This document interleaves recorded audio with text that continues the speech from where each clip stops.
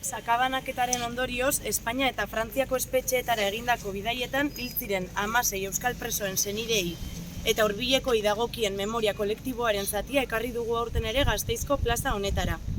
Izan ere, etxeratek aktibo izaten jarraitu nahi du bizikidetzaren eta memoria inklusiboaren eraikuntzan.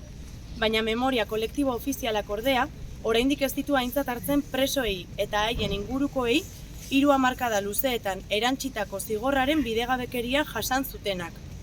Dispertsioa eta urrunketa politika diseinatu eta 3 hamarkada luzeetan mantendu dutenek mina eta sufrimendua sortuko zituela jakinda egin zuten.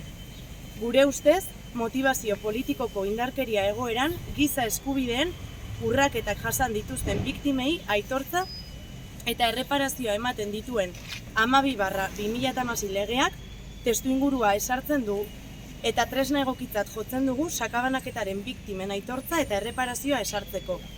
Eta horrekin batera, lege arrunta aplikatzea batetik eta bestetik lobby politiko eta judizialari euskal preso, errefuxiatu eta deportatuei etxera itzultzeko bidea amaitzen usteko eskatzen dugu.